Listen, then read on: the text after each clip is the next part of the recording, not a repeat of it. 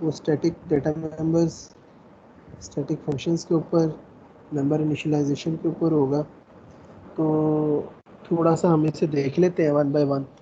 Screen slides आपसे shared है, ऐसे ही है ना, इस वक्त आपको नज़र आ रही है, राइट? Yes sir.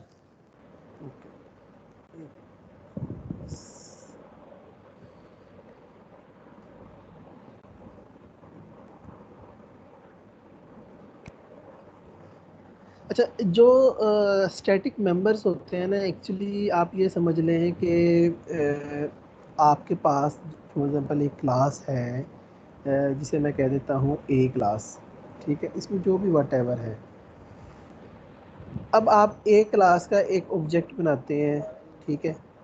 फिर आप एक दूसरा ऑब्जेक्ट बनाते हैं, फिर आप तीसरा, N number of the objects बना लेते हैं इस क्लास के ना, ठीक है? आप ये देखें कि इसमें जो डाटा मेंबर हैं ये इसकी अपनी टेरिटरी के अंदर है, इसके आपस में है, इसके आपस में है, ठीक है? कोई ऐसा डाटा मेंबर नहीं है कि जो इसका इसके साथ शेयर्ड है, जो इसका नेक्स्ट वाले के साथ, फिर उसका नेक्स्ट वाले के साथ, या पूरा का पूरा किसी एक के साथ शेयर्ड है, ऐसा हमने अभी तक नहीं पढ़ा। तो आज हम देखेंगे कि किसी भी क्लास का एक ऑब्जेक्ट क्रिएट करें या जितने मर्जी ऑब्जेक्ट क्रिएट करें, तो हम क्या कर सकते हैं, एक डाटा मेंबर बना सकते हैं, ठीक है? वो सारे की सारी क्लासेस उसे एक्सेस भी कर सकती हैं, उसे चेंज भी कर सकती हैं, ठीक है? और उसे हम अपनी कंबाइंड समझ लें कि अपनी सहूलत के लिए या फैसिलिटी के लिए हम उसे आगे फर्दर यूज़ भी कर सकते हैं। एक मिनट ठहरिएगा। अच्छा, तो ये वाला जो है, इस बात की समझ आइए कि हमने स्टैटिक जो है क्लास मेंबर्स और सेम एज इट इज़ हम फंक्शंस भी बना रहे होते हैं, मगर अब आप देखें कि normally each object gets its own copy of the variable, जैसे मैंने आपको आगे बता चुका हूँ यहाँ पे। फिर आगे कह रहा है efficient when a single copy of the data is enough, only the static variable has to be updated. अच्छा, अब इसमें होता ये है कि आपने एक लैब की होगी जिसके अंदर सिंगलटन पैटर्न के ऊपर होगी वो, ऐसे ही? Yes sir. अच्छा, अब उसके अंदर भी आप देखें कि जब आप सिंगलटन पैटर्न बना रहे थे, चले इसे अभी मैं फॉर टाइम बीइंग अभी इसे नहीं यूज़ करता। आप ये समझें कि अगर मैं आपको कहूँ कि आपने एक क्लास ए बनानी है, ठीक है? जो भी आपने इसका जो ऑब्जेक्ट है ना, एक ओबीजे एक ही बनाना है, सिर्फ एक बनाना है, एक से ज़्यादा ऑब्जेक्ट ना बने इसका, ठीक है? और अगर कोई ऑब्जेक्ट बन भी जाता है तो आपको नेक्स्ट उसकी सिर्फ कॉपी, जो पहले से बने हुए ऑब्जेक्ट है उसकी कॉपी नेक्स्ट वाले को असाइन की जाए, ना कि बार बार आप उसके लिए एक मेमोरी एलोकेट कर रहे हों, ठीक है? तो इस तरह के सिनेरियो में हम लोग स्टैटिक को यूज़ कर रहे होते हैं कि जी स्टैटिक को समहाउ आप अभी आगे लेके चलते हैं, फिर उसे देखेंगे।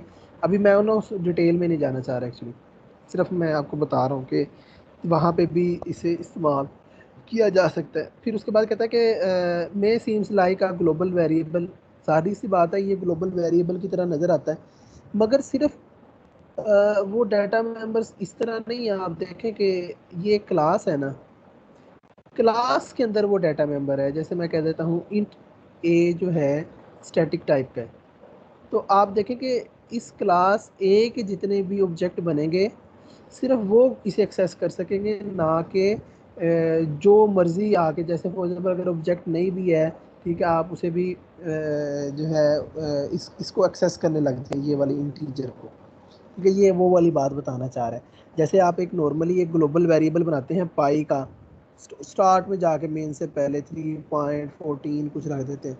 आप अब जहाँ पे चाहे फंक्शन में है, चाहे क्लास में है, चाहे मेन में है, तो आप इस पाई की वैल्यू को यूज़ कर सकते हैं। कहता है ये वाला सिनेरियो यहाँ पे नहीं है स्टैटिक के अंदर, ये सिर्फ अवेलेबल है तो सिर्फ इसके अवेलेबल ऑब्जेक्ट्स के लिए, जो क्रिएटेड ऑब्जेक्ट्स हैं सिर्फ उनके लिए, अदरवाइज़ और बाकियों के लिए नहीं है। अच्छा, ये हो गया। फिर उसके बाद आ जाता है हमारे पास, नेक्स्ट आ जाता है, कहता है कि अब करना क्या होता है हमने, कहता है कि इसे ना फाइल लेवल पे मतलब स्कोप के अंदर शुरू में ही इनिशियलाइज करवा देना होता है। मतलब कहने का ये है कि जब आपने एक स्टैटिक वेरिएबल बना लिया किसी क्लास के अंदर, जैसे फॉर एग्जाम्पल स्टैटिक इंट ए, तो आप फॉर एग्जांपल यहाँ पे क्लास ख़त्म हो गई तो आपने उस क्लास का नेम, फॉर एग्जांपल क्लास का नेम ए, और फिर इसे दो स्कोप रेजोल्यूशन ऑपरेटर ए और इसकी कोई ना कोई वैल्यू, फॉर एग्जांपल मैंने यहाँ पे 4 सेट हुआ, तो ये वाली इनिशियलाइजेशन आपको क्लास लेवल पे ही करवानी होती है, ये लाजमी होती है। आप देखें कि किसी और वेरिएबल को आप इस तरह इनिशियलाइज नहीं करवा सकते बाहर आके। Even if no instance of the class exist, the both variable and function can be static and can be public private. अच्छा, अब इसमें ये बात बताना चाह रहा है कि आप देखें कि जब भी आपने कोई डाटा मेंबर या आपने कोई भी फंक्शन एक्सेस करना हो, तो अभी तक हम क्या प्रैक्टिस यूज़ करते आए हैं, हम उस क्लास का एक ऑब्जेक्ट बनाते हैं, ठीक है, और उस ऑब्जेक्ट के थ्रू ओबीजे डॉट करके, अगर वो पब्लिक है तो उसके डाटा मेंबर को एक्सेस कर लेंगे, अगर उसका फंक्शन पब्लिक है तो हम फॉर एग्जाम्पल उस F1 के थ्रू एक्सेस कर रहे होंगे, ये वाली प्रैक्टिस कर रहे हैं। मगर आपने अभी तक ये वाला तो कोई चीज़ देखी नहीं है कि आप डायरेक्ट जो है किसी डाटा मेंबर को एक्सेस कर रहे हो। तो वो कहता है अगर आपका डाटा मेंबर जो है स्टैटिक है तो आप क्या करें, आप क्लास का नेम फॉर एग्जांपल ए है, ठीक है, स्कोप रेजोल्यूशन ऑपरेटर इस्तेमाल करें, और साथ ही जो स्टैटिक फॉर एग्जांपल फंक्शन है ये डाटा मेंबर मैं अभी फ़िलहाल फंक्शन कह देता हूँ, ठीक है। तो आप इसे इस तरह भी एक्सेस कर सकते हैं बजाय इसके कि आप obj डॉट F1 करके एक्सेस कर रहे हो। तो ये वाली कुछ सहूलतें हैं। मतलब अगर मैं इस पूरी स्लाइड को समराइज़ करूं तो मैं ये कहूँगा कि इस स्लाइड के अंदर इन्होंने ये बताया है कि आप, एक मिनट, आप वेरिएबल्स क्रिएट, आप अपने क्लास के ऑब्जेक्ट्स क्रिएट करते थे, मगर हर क्लास का ऑब्जेक्ट अपनी अपनी मेमोरी रखता था, तो शेयर्ड मेमोरी कोई नहीं थी। उसके लिए हमने ये नया कॉन्सेप्ट इंट्रोड्यूस करवाया। एक तो ये चीज़ आ गई। फिर दूसरी चीज़ ये है कि इसकी इनिशियलाइजेशन किस तरह करनी है, जो है फाइल की स्कोप के अंदर करनी है, ठीक है। फिर उसके बाद तीसरी चीज़ क्या है, हम ऑब्जेक्ट को क्रिएट किए बगैर ही हम एक से एक्सेस कर सकते हैं।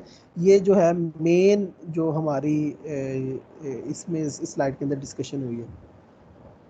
अब एक्सेस कैसे कर सकते हैं, जो मैंने आपको बताया, क्लास का नेम लिखें, स्कोप रेजोल्यूशन ऑपरेटर लगाएं और आगे उस जो वेरिएबल स्टैटिक है उसका नाम लिखें। जी सर, जो स्टैटिक मेंबर है, मतलब अब मेरा एक डाटा मेंबर है स्टैटिक है वो, सर उसको मैं क्लास के अंदर क्यों नहीं इनिशियलाइज कर सकता? बाहर तो फाइल स्कोप में तो कर लूंगा, लेकिन क्लास के अंदर क्यों नहीं वो इनिशियलाइज होता?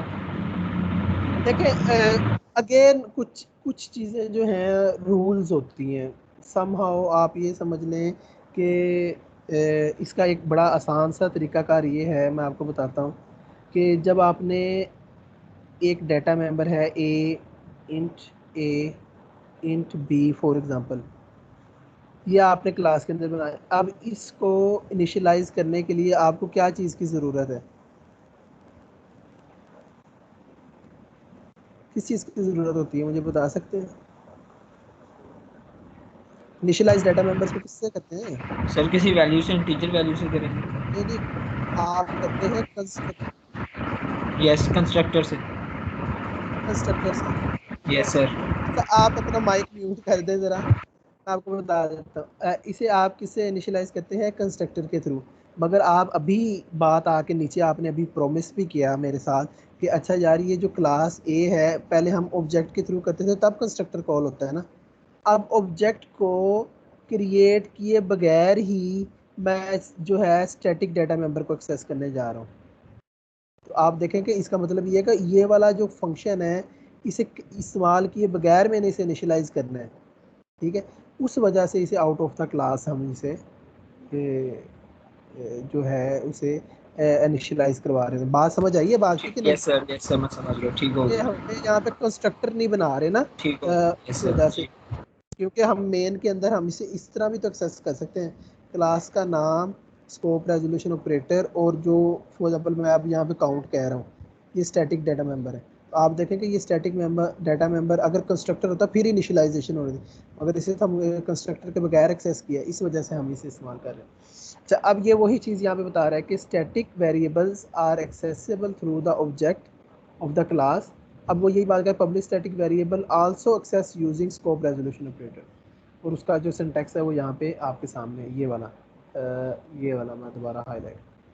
अगर आपका काउंट का वेरिएबल स्टैटिक है तो आप इसे इस तरह भी एक्सेस कर सकते हैं। अब वो कहता है कि स्टैटिक फंक्शन के बारे में थोड़ा सा आप देख लें। कहता है कि हमेशा जो है, एक तो ये है ना कि आप आउट ऑफ द क्लास आप एक्सेस कर रहे हैं। अब दूसरी चीज़ ये है कि static member function can not access the non static data member और फंक्शन। मतलब ये है कि अगर आपने कोई फंक्शन बना दिया f1, ठीक है, अब इसके अंदर आप इसे स्टैटिक बना दिया, इस फंक्शन के अंदर आपके पास अगर कोई f2 है, कोई f3 है, ठीक है, अगर वो नॉन स्टैटिक है तो आप इसके अंदर इनको एक्सेस नहीं कर सकते, चाहे ये f1 उस क्लास का पार्ट है, ठीक है। फिर इसी तरह हमारे पास जो नॉन स्टैटिक डाटा मेंबर है उसको भी इस फंक्शन के अंदर आप एक्सेस नहीं कर सकते। मतलब ये है कि ये समझ लें कि ये अलग ऐसी फैमिली है, ठीक है, जो कहते हैं सिर्फ मुझे अपने फैमिली के लोग पसंद हैं, समझ रहे हैं, उसके लिए ये बात बता रहे हैं। सर अच्छा, जी जी। सर जब हम एक फंक्शन को स्टैटिक करते हैं तो उसकी कॉपी भी सिर्फ एक ही क्रिएट होती है। हाँ, अब उसकी जो फंक्शन है वो सारे ऑब्जेक्ट्स के अंदर शेयरेबल होती है, जैसे आपका वेरिएबल शेयरेबल है, ठीक है, वो कंबाइन उसे भी आप जो है without any object creation access भी कर सकते हैं। और वो जो फंक्शन है एक्चुअली जो फॉर एग्जाम्पल स्टैटिक फंक्शन बनाया होगा वो किसी स्टैटिक डाटा मेंबर को मैनिपुलेट कर रहा होगा ना किसी तरह, ठीक है। तो वो अब जब ये वाला फंक्शन कॉल करेंगे तो मे बी के ए की वैल्यू पहले 4 थी वो दोबारा 8 कर दे या 10 कर दे, ठीक है। अब ये जो ये अपडेटेड वैल्यू, ये सारे के सारे जितने भी आपके ऑब्जेक्ट्स क्रिएट होंगे ए बी सी, ये मैं ऑब्जेक्ट के नाम बता रहा हूँ, डी ई एफ, वो सब के अंदर जो है अपडेटेड वैल्यू पड़ी होगी, ठीक है। Excuse me sir. Okay sir. जी जी। सर जो स्टैटिक मेंबर है मेरा, वो नॉन स्टैटिक मेथड में एक्सेस हो सकता है? ये अभी मैं आपको बताता हूँ, साथ अभी अभी वेट कर लें, ये सारी चीज़ें आ जाएंगी, सारी ये साथ ही आ जाएंगी इन सारी स्लाइड्स के अंदर वही चीज़ें, चलो ठीक है। अच्छा, अब उसके बाद कहता है कि प्राइवेट स्टैटिक वेरिएबल किस तरह का है। When no class member object exist, जब आपका कोई भी क्लास का ऑब्जेक्ट एग्जिस्ट नहीं कर रहा, ठीक है, can only B accessed via a public static member function. अच्छा, इसमें ना एक्चुअली ये बात बताना ये चाह रहा है कि आपने कोई ऑब्जेक्ट क्रिएट नहीं किया यहाँ पे, ये वाला कोई भी इस तरह का ऑब्जेक्ट क्रिएट नहीं किया, मगर आप क्या कर रहे हैं, आप अपनी क्लास है उसके अंदर किसी फंक्शन को एक्सेस करना चाह रहे हैं, यानी कि f1 है, कोई f2 है, ठीक है। तो वो कह रहा है अगर आप इस तरह की चीज़ों को एक्सेस करना चाह रहे हैं तो उसे किस तरह की कैटेगरी के अंदर लाई कर दे, आप उसे पब्लिक स्टैटिक बना दें तो आप उसे एक्सेस कर सकते हैं। किस तरह एक्सेस कर सकते हैं, ये जैसे आपका डाटा मेंबर को एक्सेस करने का कोड लिखा हुआ था, इसी तरह आपके फंक्शन को एक्सेस करने का, जैसे गेट काउंट वाला। इसे अभी आगे आपको कोड के अंदर ज़्यादा बेहतर तरीके से मैं इसे एक्सप्लेन करूँगा। मैं यहाँ पे अभी तो इसे इसी तरह लेके चल रहा हूँ। अभी चलते हैं आगे। ये देखें, आप देखें तो यहाँ पे जब आपके पास एक क्लास एम्प्लॉय आई है, इसमें मैंने कंस्ट्रक्टर बनाया, ठीक है, एम्प्लॉय का डिस्ट्रक्टर है, फिर उसके बाद कॉन्स्ट करैक्टर टाइप का, ये रिटर्न हो रही है actually, get first name last name, ठीक है। अच्छा, अब ये देखें कि इस क्लास के स्कोप के अंदर ही ये वाली जो क्लास है इसके अंदर ही मैंने एक स्टैटिक इंट काउंट बनाया। अच्छा, मैं इसमें थोड़ा सा आपको पहले बता देता हूँ, ये जो फंक्शन बनाया है ये मैंने फंक्शन इस वजह से बनाया है, बल्कि अभी लेके चल, एक्चुअली ना मैं इसमें करना क्या चाह रहा हूँ, मैं ये करना चाह रहा हूँ, मैं देखूँ कि इम्प्लॉय के जब जब ऑब्जेक्ट क्रिएट हो फॉर एग्जाम्पल आप ओबीजे करते हैं तो आपका एक शेयर्ड वेरिएबल के अंदर उसका काउंट 1 हो जाए, फिर आप नेक्स्ट काउंट करते हैं फॉर एग्जाम्पल ऑब्जेक्ट 2 तो इसमें +1 हो जाए, फिर ऑब्जेक्ट 3 कर आप मतलब एट द एंड जितने भी ऑब्जेक्ट क्रिएट कर लें, मैं जब मर्जी चेक करना चाहूँ मैं देखूँ इस एम्प्लॉय क्लास के कितने ऑब्जेक्ट क्रिएट हो चुके हैं, तो मैं इसे किस तरह एक्सेस कर सकता हूँ, मैं उसे गेट काउंट के थ्रू एक्सेस कर सकता हूँ। अब आप देखें कि गेट काउंट के थ्रू भी एक्सेस कर सकता हूँ।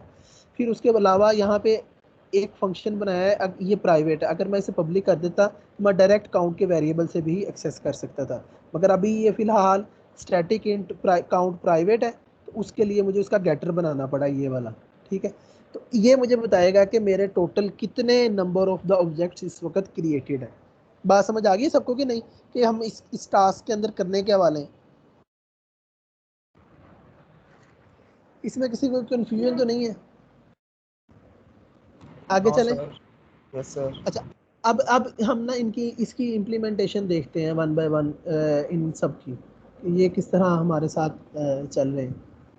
तो अब आप देखें कि मैंने आपको कहा था कि आपने जो वेरिएबल है स्टैटिक का, ये क्लास लेवल के ऊपर इनिशियलाइज करना है, ये हम कर रही है, और हमने कहा कि काउंट जो है स्टार्ट में क्या है, 0 है। फिर इसी तरह क्लास लेवल के ऊपर ही हमने ये भी बात की थी कि आपका जो फंक्शन है, ये गेटर बना रहे थे ना इसका, कि हमारे पास काउंट का स्टेटस क्या है। गेटर क्यों बना रहे थे, सिर्फ इस वजह से कि काउंट का जो वेरिएबल हमने पीछे क्या रखा हुआ था, प्राइवेट रखा हुआ था। ठीक है, अच्छा ये वाला इतना हिस्सा, किसी को कोई इशू इसमें? असल में तो यही चीज़ थी जो मैंने इसमें बतानी थी, आगे मैं बताता हूँ हम कर क्या रहे हैं। आगे चलें।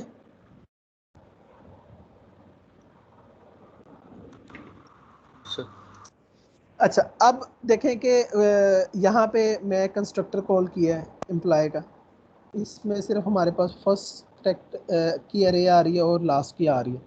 तो मैं ये करता हूँ कि ये वाली जो मेरे पीछे वेरिएबल्स है फर्स्ट और लास्ट, मैं उसमें कॉपी करना चाह रहा हूँ। ये देखें, ये पीछे जो है फर्स्ट नेम और लास्ट नेम के वेरिएबल्स भी तो बनाए थे ना, ये किस क्लास के अंदर से इसमें, अब जाहिर सी बात है कंस्ट्रक्टर इसकी वैल्यूज़ को सेट करवाएगा। तो उसके लिए हम क्या कर रहे हैं कि फर्स्ट नेम की सर उस आपने अभी जी कहा जी था ना कि जो स्टैटिक वो जो डिक्लेयर कराते हैं वो क्लास के अंदर नहीं कराते, तो हमने तो क्लास के अंदर डिक्लेयर कराया हुआ है।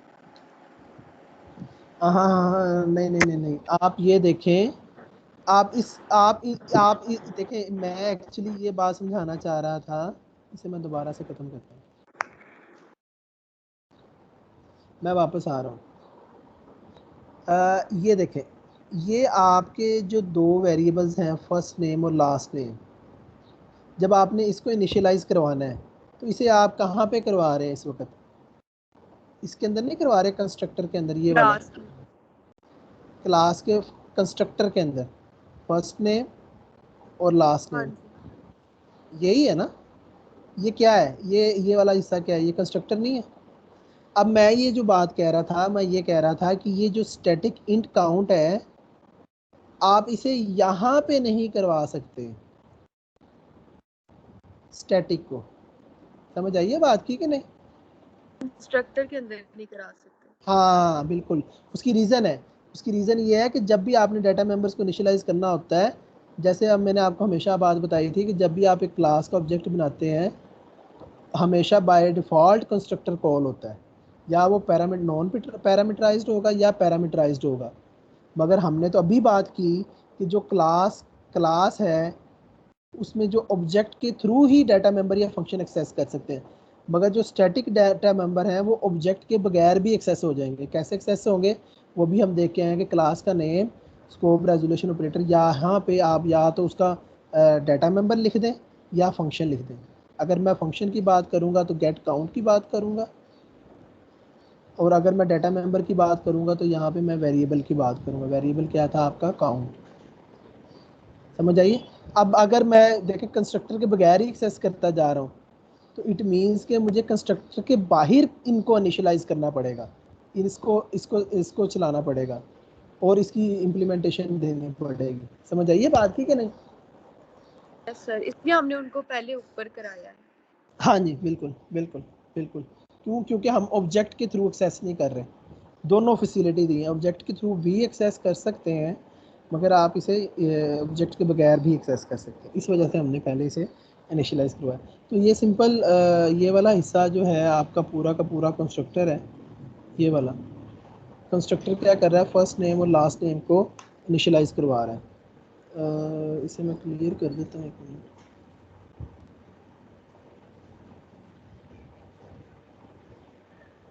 अच्छा, ये हो गया, ये मैंने आपको बता दिया है। फिर उसके बाद इनिशियलाइजेशन का भी बता दिया। अब ये एक मिनट, ये मुझे इसे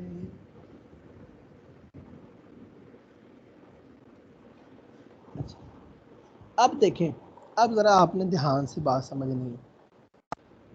जब मैं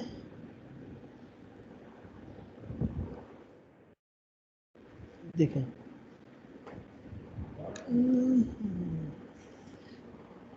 ये जो काउंट का जो वेरिएबल है, ये आपको जो नीचे नज़र आ रहा है, असल में वो स्लाइड व्यू के अंदर नज़र नहीं आ रहा था। आप देखेंगे जब आप कंस्ट्रक्टर बना रहे हैं यहाँ पे ये वाले में, ठीक है, तो आप इस काउंट के वेरिएबल को प्लस प्लस कर रहे हैं। मतलब ये है कि जब आपका ऑब्जेक्ट क्रिएट होगा तो आप कौन से स्टैटिक जो काउंट है उसमें एक प्लस प्लस कर रहे हैं। एम आई राइट? Yes sir. तो इसका मतलब ये है कि ये सारे के सारे जितने भी ऑब्जेक्ट हैं उसके अंदर एक प्लस कर देगा, और जो काउंट का वेरिएबल है। चलें, अगर आप नहीं भी समझ आई तो मैं आपको आगे समझाता हूँ। फिर आप देखें कि आगे जब आपका डिस्ट्रक्टर कॉल हो रहा है तो आप इस काउंट के वेरिएबल को माइनस माइनस कर रहे हैं ताकि ये पता चलता रहे कि जो ऑब्जेक्ट बना था वो डिस्ट्रॉय हो गया। ठीक है, ये उसके लिए इस्तेमाल किया गया है। अब आगे ये फर्स्ट नेम को रिटर्न करने के लिए, ये लास्ट नेम को रिटर्न करने के लिए फंक्शन दोनों है। मगर अब यहाँ पे आप आए, मैं इसे ये देखें, अब आप मेन के अंदर आए हैं। जब आप मेन के अंदर आए हैं तो आपने एम्प्लॉय का एक डायनामिकली ऑब्जेक्ट क्रिएट किया है, एम्प्लॉय E1 PTR। फिर इसी तरह आप एम्प्लॉय का दूसरा ऑब्जेक्ट क्रिएट किया है E2 PTR। अब जब ये वाला ऑब्जेक्ट क्रिएट करते हैं तो ये कंस्ट्रक्टर कॉल हुआ है। आपने कंस्ट्रक्टर के अंदर वो जो स्टैटिक काउंट था उसमें प्लस वन नहीं किया था, जो पहले ज़ीरो था आप प्लस वन करेंगे तो ये वन हो जाएगा। फिर जब कंस्ट्रक्टर में कॉल किया तो फिर इसमें आपने काउंट में प्लस वन किया, तो अब ये वन की जगह पे टू हो जाएगा। मगर आप एक आवाज़ आ रही है आप लोगों को मेरी? Yes sir. सर ये क्या है, ये कौन है? इसका पता नहीं, लॉगिन वेट करना चलो क्या है। अच्छा,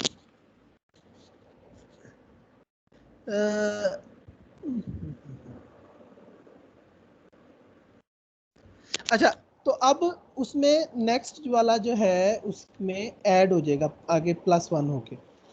अब आप देखें कि मैंने आपको बात बताई थी कि आप जो है गेट काउंट के, यानी कि ये जो E1 है जो इसका वेरिएबल है, इसके थ्रू भी एक्सेस कर सकते हैं।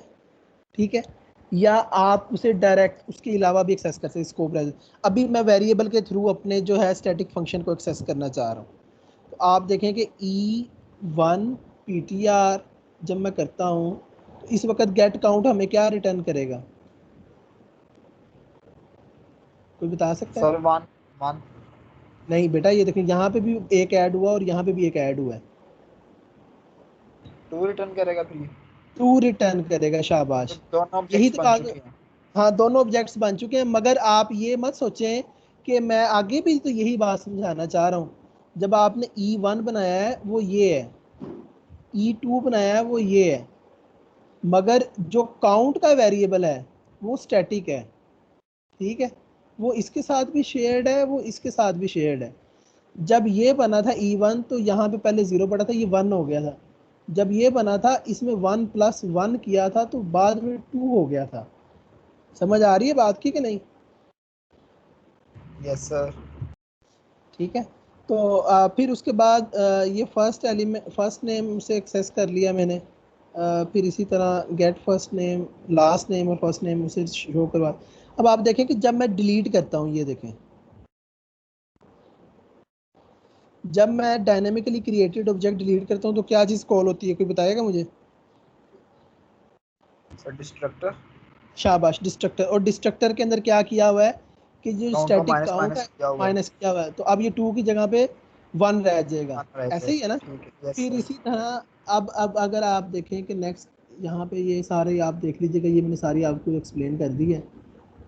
ये आगे चलते हैं, ये देखें, तो इस असल में इसके नीचे भी E2 को भी डिलीट किया हुआ है।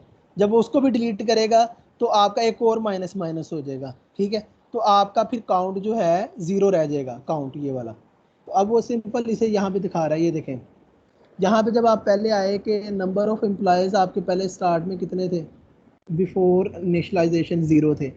फिर आपने क्या किया, वो जो 2 ऑब्जेक्ट थे वो क्रिएट किए, ये वाले, ये वाला भी, ये वाला भी।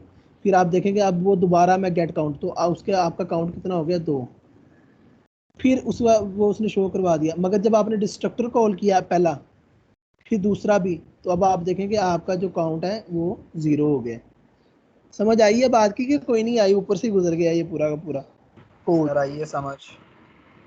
अच्छा, आगे किसी और को कोई समझ ना आई हो मुझे बताए ज़रा, आगे चले, नहीं तो। अच्छा, फिर उसके बाद ये देख लीजिएगा, ये काफ़ी इजी है, इतना मुश्किल नहीं है।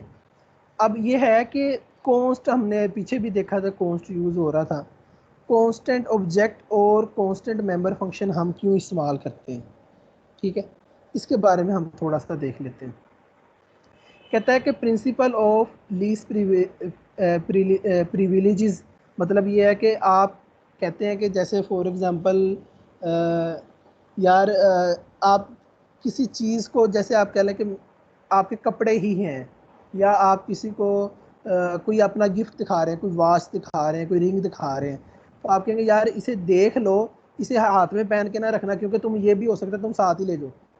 इसी तरह मैं भी यही कहना चाह रहा हूँ कि मैं अपने डाटा मेंबर्स को सिर्फ दिखाना चाह रहा हूँ, ठीक है? उसे चेंज नहीं करवाना चाह रहा, ठीक है? तब मैं कॉन्स्ट यूज़ करूँगा।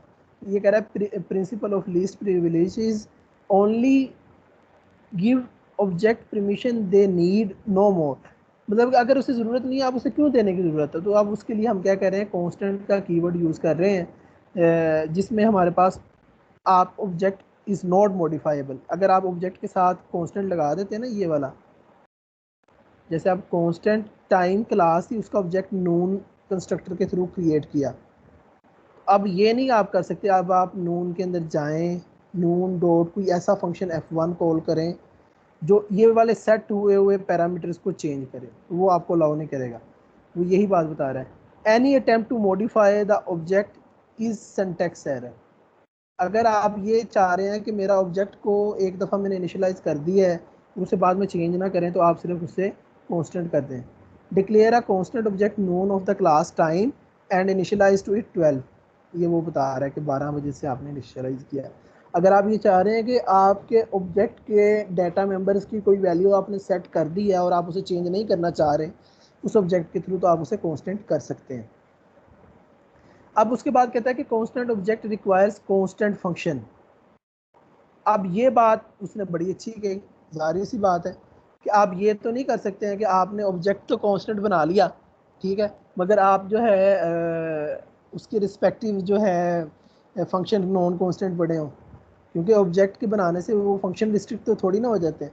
फिर इसलिए उसने कहा कि member function declare constant can not modify there object. Constant must be specified in the function prototype and definition. मतलब कहने का ये है कि आपने पूरा का पूरा रिटर्न टाइप, फंक्शन, उसके पैरामीटर और यहाँ पे आपने कांस्ट लिख देना। इसी तरह आप उसकी डेफिनेशन के अंदर जाएंगे तो वो भी सेम वही है, यानी कि ये इसकी एग्जांपल है। अब उसके बाद कहता है कि returns the value of the data member but do not modify anything, so it declare constant. Constructor destructor cannot be const, they need to initialize the variable and therefore modify them। अच्छा, अब मैं इस पूरी की पूरी, अगर मैं इस स्लाइड का ये दोनों स्लाइड्स को आपको कंबाइन करके बताऊं ना, हो क्या रहा है। इसे मैं एक छोटी सी एग्जांपल देता हूँ। एक आपके पास क्लास है ए, पब्लिक इंट ए के अंदर ये कंस्ट्रक्टर के अंदर a इज इक्वल टू 4 कर दिया। फिर उसके बाद function f1 a is equal to 2 कर दिया। ये समझें कि आपके पास एक कंस्ट्रक्टर है और एक फंक्शन ये है।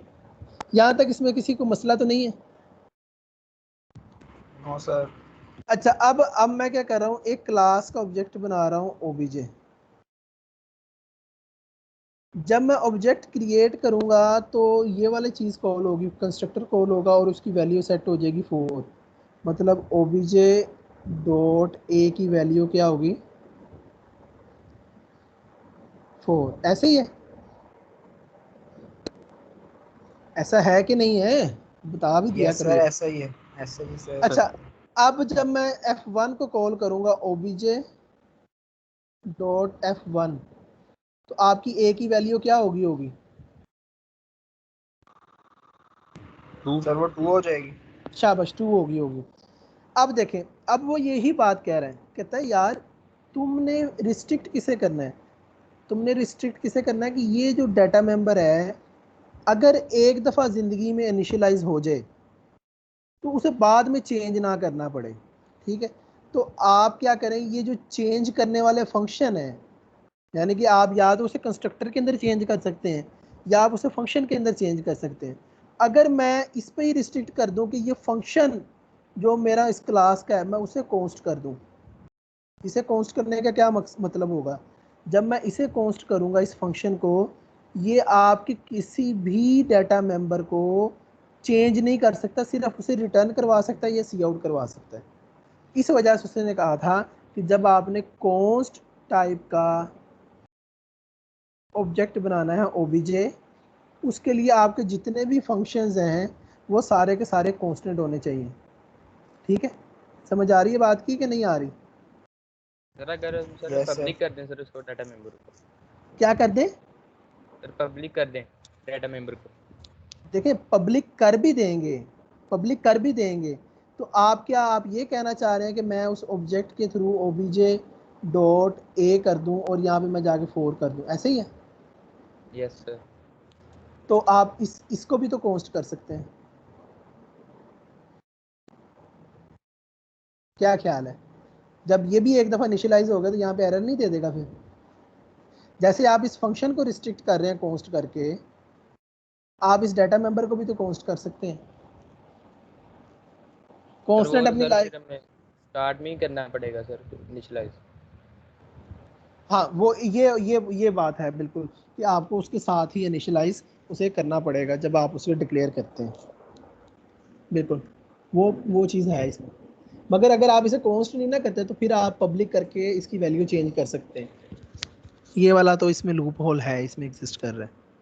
ठीक है, इस बात की पूरी 2 स्लाइड्स की समझ आ गई है। और ये जो आपके कंस्ट्रक्टर और डिस्ट्रक्टर ये भी एक फंक्शन ही होते हैं, मगर ये हमारे पास कभी भी कांस्टेंट नहीं होते, वो ये बात बताना चाह रहे हैं यहाँ पे। आगे चलें जी। Yes sir. अच्छा, अब आप देखें कि आपने क्या किया है कि यहाँ पे get hour, get minutes, get second, आपने ना एक टाइम की बनाई क्लॉक, उसमें आपने अभी फ़िलहाल सारों को जो है पब्लिक किया। तो आप देखेंगे ये जो गेट करते हैं, गेटर जो है, आप गेटर में कोई आप इस तरह की फंक्शनैलिटी तो नहीं करते कि आप टाइम को चेंज करें, कि करते हैं? नहीं करते सर, सिर्फ रिटर्न करवा हाँ देते हैं उससे। हाँ, सिर्फ उसे रिटर्न कर दे। तो इस वजह से हमने, अब आपका कोई भी ऐसा फंक्शन जिसमें आप वैल्यूज़ को चेंज नहीं कर रहे और आप यूज़र को भी रिस्ट्रिक्ट करते हैं, तो ये बेहतर प्रैक्टिस यही है कि उस फंक्शन को कांस्टेंट ही रखें। ठीक है, और ये अच्छा जाना भी जाता है कि इस बंदे को पता है कि यार अच्छा जो है इसे आइडिया है कि इसमें इस फंक्शन में चीज़ें चेंजिंग नहीं करनी, सिर्फ व्यू कर सकते हैं या इसकी आउट करवा। मगर आप ये देखें कि यहाँ पे जब आप सेटर के अंदर आते हैं, इसे कॉन्स्ट क्यों नहीं किया? क्योंकि सेटर में हम वैल्यूज को बार बार मॉडिफाई कर लेते हैं, अगर यस, कंडीशंस के अकॉर्डिंग अगर ये टाइम है तो ये कर देना, वरना शाबाश, ये सारा कुछ हो जाता है। बिल्कुल। देखें आपके ये जो प्राइवेट डाटा मेंबर्स हैं ये वाले, इसे आपने सेट भी तो करते रहना है ना, तो इस वजह से हमने इन फंक्शंस को कांस्टेंट नहीं किया। अब ये वाला फंक्शन अगेन वही प्रिंट मिलिट्री टाइम होगा मेरे ख्याल से, और प्रिंट स्टैंडर्ड टाइम, जारी सी बात है एक को उसने कॉन्स्ट कर दिया एक को नहीं किया, सिर्फ आपको दिखाने के लिए अभी आगे लेके चलते हैं, फिर आपको ज़्यादा अच्छे तरीके से आइडिया हो जाएगा। ये कॉन्स्ट के बारे में बता रहा है, नॉन कॉन्स्ट के बारे में बता रहा है, जो मैं आपको बता चुका हूँ। सर अगर सर हम स्टार्ट में कॉन्स्ट लिखते हैं सर, उसका क्या होता है मतलब? यहाँ पे कहाँ पे स्टार्ट में? सर डाटा टाइप से पहले, इंट से पहले। अभी मेरे ख्याल से किसी ने बताया भी था कि उसे साथ ही फिर इनिशियलाइज करना पड़ेगा, और ये बिल्कुल वैसे ही है जैसे आप मेन के अंदर कॉन्स्टेंट इनिशियलाइज करते थे, एक दफ़ा इनिशियलाइज कर दिया फिर उसके कंटेंट को चेंज नहीं सर कर फंक्शन सकते। का पूछ, फंक्शन का। अच्छा, अगर आप स्टार्ट में कॉन्स्ट कर देते हैं, देखें यहाँ पे आपकी असल में आप उस रिटर्न, अभी उसमें मैं जाना नहीं चाह रहा, उसकी रिटर्न टाइप को आप फिक्स करवा देंगे। जो असल में ना होता ये है कि इसे मैं थोड़ा सा बताता हूँ। एक फंक्शन है f1, इसको आप थोड़ा सा समझिएगा। ये आप समझ लें कि कोई इंटीजर टाइप का पॉइंटर रिटर्न कर रहा है, या आप इसे कह लें कि कोई एड्रेस ही रिटर्न कर रहा है, इंटीजर टाइप का, बल्कि पॉइंटर ही कह लें, पॉइंटर के अंदर एड्रेस ही होगा ना। अच्छा, अब जब आप इसे कॉन्स्ट कर देते हैं, ठीक है, जो एड्रेस आपके पास रिसीविंग एंड पे होगा मेन में, वो भी कोई पॉइंटर ही होगा ना, जिसमें इसकी वैल्यू स्टोर हो रही होगी f1 की। एम आई राइट? यस। अब ये वाला जो पॉइंटर है जो रिसीविंग एंड वाला, वो जो इसका एड्रेस इसको मिला है, ये वाला पॉइंटर आगे जाके ये नहीं कर सकता ptr प्लस प्लस, उस एड्रेस को चेंज नहीं कर सकता, ये उस वजह से यूज किया हुआ है। आप ये समझ लें कि ये जिसके साथ कॉन्स्ट लिखा हुआ है उसको फिक्स कर देगा। क्लियर है? So, यानी जो रिटर्निंग वैल्यू है उसमें भी हम मॉडिफिकेशन नहीं कर पाएंगे इसके बाद। Yes yes, exactly exactly exactly, ठीक है। इसे वैसे एक दफ़ा ना रन लाजमी कर लीजिएगा, मुझे काफ़ी देर हो गई है ये वाली जो चीज़ है ना इसे रन किए हुए, और ये काफ़ी देर बाद किसी ने सवाल पूछा, एक दफ़ा इसे रन कर लीजिएगा, होता इसी तरह ही है जैसे मैंने आपको समझाया। अच्छा, फिर उसके बाद आपका अगेन उसकी इम्प्लीमेंटेशन, सेट टाइम की इम्प्लीमेंटेशन, सेट आवर्स की, सेट मिनट की। ये टर्नरी ऑपरेटर का तो आपको आइडिया है ना, टर्नरी ऑपरेटर का तो आइडिया है कि नहीं है? Yes sir, yes. यानी कि क्वेश्चन मार्क की जगह पे इफ आ जाता है, ठीक है, आगे वाली कोलन की जगह पे एल्स आ जाता है, बाकी वो आपकी इफ एल्स ही है ये। ओके, चलें आगे चलते हैं ना कॉन्स्ट वैल्यूज़ के साथ। आई थिंक ये मैंने इसमें ना सारी चीज़ें आपको डिस्कस कर ली हैं, और आप इसे देख लीजिएगा, कोई ऐसा मसला नहीं है। आगे चलते हैं। अच्छा, अब वो कहता है कि जो कांस्टेंट मेंबर्स जो आप अभी बात कर रहे थे, const members, as with the member function the data members can also be const. अब वही बात जो आप अभी पहले बात कर रहे थे कि जी उसे चेंज कर सकते हैं पब्लिक करके, तो अब वो उसे कहता है कि एक तरीका कार तो ये था कि आप उसे साथ ही इनिशियलाइज करते हैं, const a is equal to 2, ठीक है, इंट ए। दूसरा तरीकाकार क्या है, उसे कहते हैं मेंबर इनिशियलाइजर सिंटैक्स। इसे अभी देखते हैं। कहता है all data members can initialise using member initialiser, const and references must be initialised using member initialiser syntax. अच्छा मुझे बताएं, मेंबर इनिशियलाइजर सिंटैक्स आपने पहले नहीं पढ़ा हुआ? No sir. देखें जब आप नो क्लास सर। ए, देखें क्लास ए है, अब मेरे पास एक इन टाइप का ए है, अब मैं इसके कंस्ट्रक्टर के थ्रू इसके कंस्ट्रक्टर के अंदर जाके वैल्यू भी सेट करवा सकता हूँ ना। ये तो एक अगर मगर मैं इसे इस तरह भी तो करवा सकता था, नहीं करवा सकता था? ये मैंने पढ़ाया यूट्यूब की स्लाइड्स में, नहीं है आपके? नो सर, ये नहीं बताया आप। खैर अगर एक तरीकाकार तो ये है कि आप उसके कंस्ट्रक्टर के अंदर चले जाएं यहाँ पे, ठीक है, यहाँ पे आके आप ए की वैल्यू को सेट करवाएं। ये तो हम ट्रेडिशनली देख रहे हैं, मगर मैं कहता हूँ कंस्ट्रक्टर के बाहर ही सेट हो जाए इसकी वैल्यू ए की। तो उसके लिए क्या करेंगे, ये कोलन लगाएंगे, ए लिखेंगे जो वेरिएबल का नेम है, और उसके अंदर वो वैल्यू पास कर देंगे। तो ये ऑटोमेटिकली वही काम हो रहा है जो कंस्ट्रक्टर के अंदर जाके आप ये कर रहे हैं। इस वाले सिंटैक्स को इसे कहेंगे मेंबर इनिशियलाइजर सिंटैक्स, ठीक है? समझ आइए बात की कि नहीं? यस सर, आगे। अब आगे चलते हैं, अभी मैं आपको दिखाता हूँ। वो कहता है कि नॉर्मली आप क्या करते थे, N M value double integer को आप कंस्ट्रक्टर के अंदर जाते थे और उस तरह कोई भी वैल्यू सेट कर देते थे। ये ट्रेडिशनल तरीका है। अब क्या हो रहा है, अब आप देखें कि आपके पास, बल्कि इसमें भी अभी इसने इंट प्राइवेट, ये वही समथिंग क्लास में, ये भी वही ट्रेडिशनल तरीका।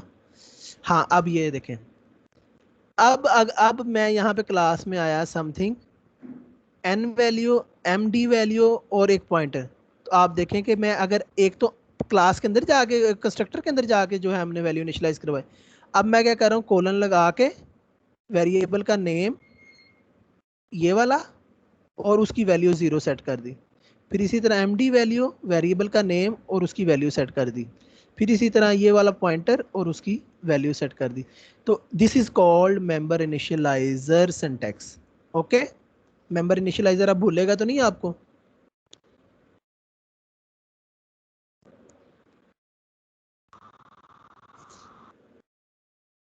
आगे चलें।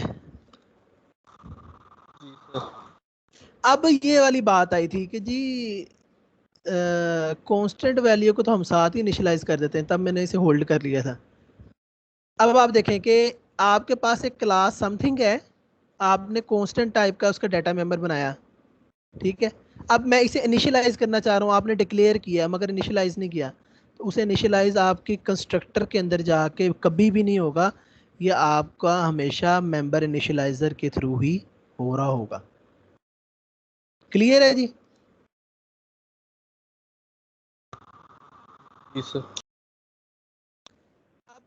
इसमें बात देख लेते हैं। वो कहता है कि कांस्टेंट मेंबर इनिशियलाइजर सिंटैक्स मैंने बता दिया आपको, all data member can be initialised using member initialiser syntax, मगर कांस्टेंट और reference must be initialised. Constant और रेफरेंसेस तो लाजमी जो हैं इसके साथ ही हो रहे होंगे। अब यहाँ पे जैसे उसने बताया भी है कि एक कांस्टेंट टाइप का इंट इंक्रीमेंट लिया है, ठीक है?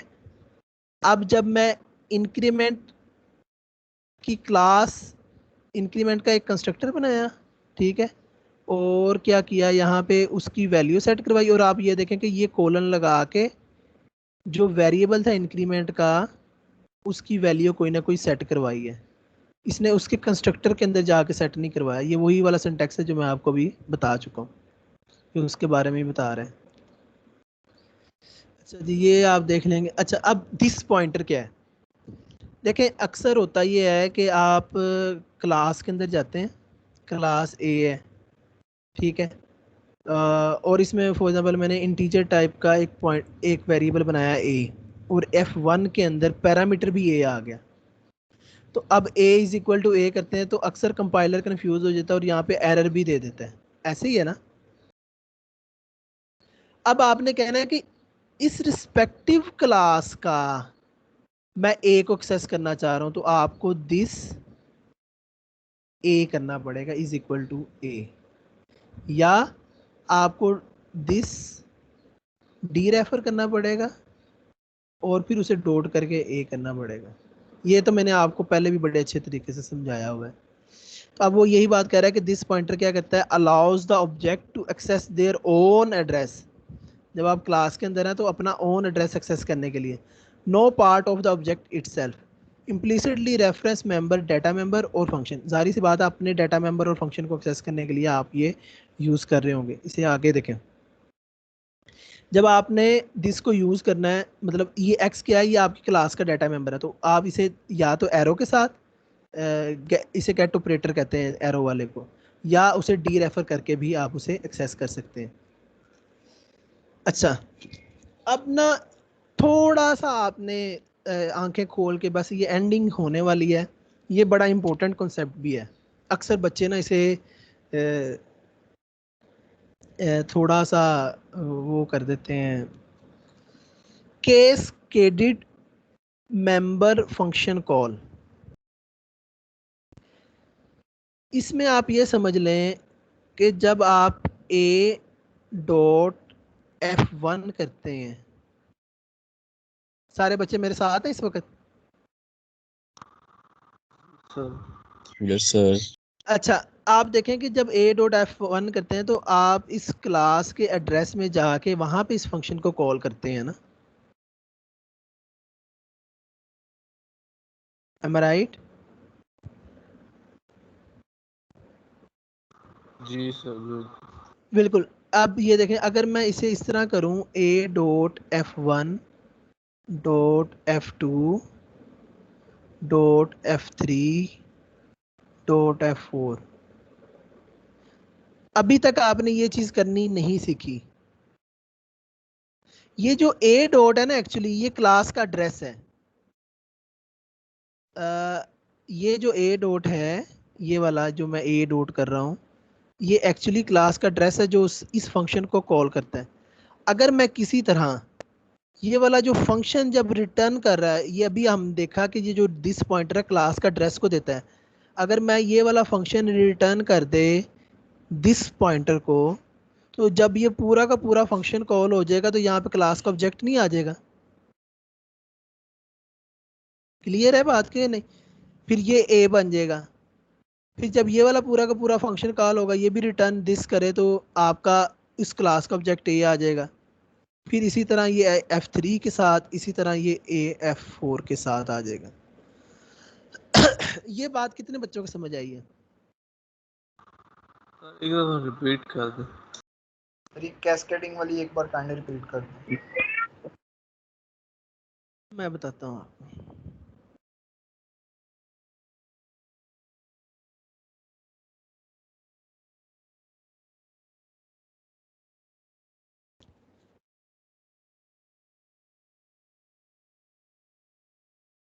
अच्छा, ये देखें, पहले ना मैंने क्लास का एक ऑब्जेक्ट बनाया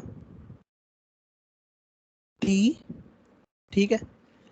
मैंने लिखा टी डॉट, पहले आवर सेट करो, फिर मिनट्स को सेट करो, फिर सेकंड को सेट करो। मगर आप पहले कैसे सेट करते थे? मैं पहले टी डॉट सेट आवर्स, फिर आप टी डॉट सेट मिनट्स, फिर आप करते थे टी डॉट सेट सेकंड। ऐसे ही कर रहे थे ना? पहले ट्रेडिशनली ये कर रहे थे। अच्छा, अब ये सारे के सारे टी के ऑब्जेक्ट के थ्रू कर रहे थे, टी ऑब्जेक्ट के थ्रू। अगर मैं ये करूं कि ये वाला जब फंक्शन कॉल हो, T dot set hours hour, जब ये फंक्शन कॉल हो, अपना काम आवर सेट भी कर दे, कॉल होने के बाद एक एड्रेस रिटर्न करे जो टी का ही हो, तो इसमें कोई मसला तो नहीं है? अभी हमने देखा भी है कि अगर मैं फंक्शन के एंड पे रिटर्न दिस कर देता हूं, तो वो उस क्लास का ऑब्जेक्ट ही रिटर्न कर देता है। अभी मैंने बताया ना आपको कि दिस पॉइंटर क्या कर रहा है आपको। ओके, तो अब जब ये सेट आवर टी करेगा, तो ये चलने के बाद ये टी दे देगा, तो अब ये इस पूरे की जगह पे टी रह जाएगा खाली। फिर टी डॉट सेट मिनट करेंगे। अब सेट मिनट की फंक्शन की इंप्लीमेंटेशन में दिखाता हूँ आपको, मगर आप ये देखिएगा कि इसके एंड पे भी रिटर्न दिस ही होगा। जब टी डॉट सेट मिनट भी चल जाएगा तो ये भी अपना एक एड्रेस ही रिटर्न करेगा, वो टी टाइप का ही होगा। फिर उससे टी डॉट सेट मिनट हो जाएगा। दिस इज कॉल्ड कैस्केडिंग, कि एक से दूसरा, दूसरे से तीसरा, तीसरे से चौथा। अब मैं इसकी इंप्लीमेंटेशन दिखाता हूँ आपको, सेट आवर की और सेट मिनट की। देखें, जब आप सेट आवर करते हैं, ये देखें,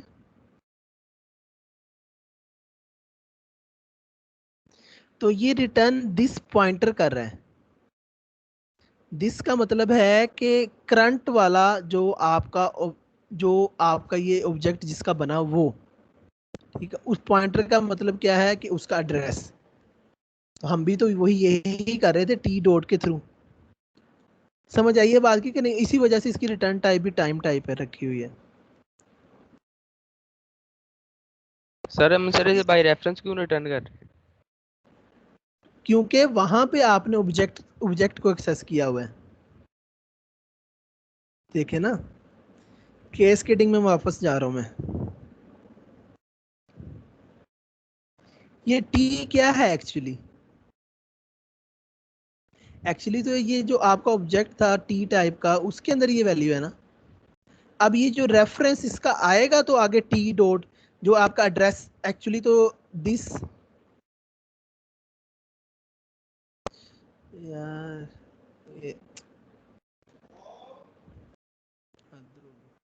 ये जो दिस है पॉइंटर,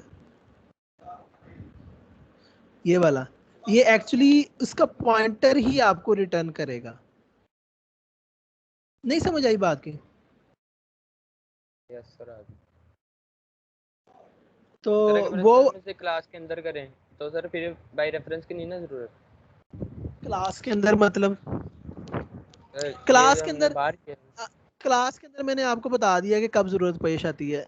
आपके पास एक पैरा फंक्शन है, जैसे F1 एक फंक्शन है, ठीक है, उसके वेरिएबल पैरामीटर भी ए है और आपके क्लास का डाटा मेंबर भी एक है, ए है। तो आपको कैसे पता चलेगा कि मेरी क्लास के ए को ये वाला असाइन करना है? तो उसके लिए आपने this get operator a is equal to a class के अंदर। नहीं समझे? यस सर आगे समझ।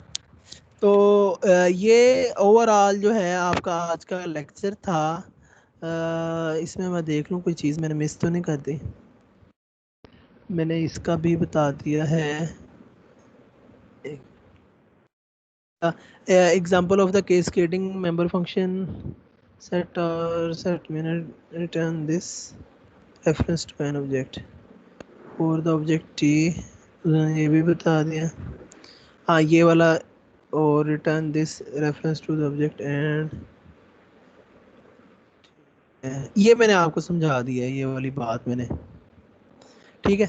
तो मेरे ख्याल से यही चीज़ें थी। मैंने मेंबर इनिशियलाइज़र आपको बता दिया, फिर आपको मैंने कांस्टेंट ऑब्जेक्ट के बारे में बता दिया, स्टैटिक डाटा मेंबर के बारे में बता दिया, स्टैटिक फंक्शन के बारे में बता दिया। ये जो वीडियो मैं आपसे शेयर करूँगा ना, इसे आपने 3-4 दफ़ा अच्छे तरीके से सुनना है, इसे ध्यान से। ये बड़ा इम्पोर्टेंट चीज़ें हैं, ये थ्रू आउट द करियर में भी आपके यूज़ होंगी और पेपर में भी बड़ी चीज़ें ट्रिकी तौर पे चीज़ें पूछी जाती हैं। इसकी आपने प्रैक्टिस भी लाजमी करनी है। जो उससे जहन में सवाल आ रहे हैं उसे प्रैक्टिस करके उसे आपने समझना है, ठीक है। तो यही आप लोगों का आज का लेक्चर था। तो ठीक है बच्चों, फिर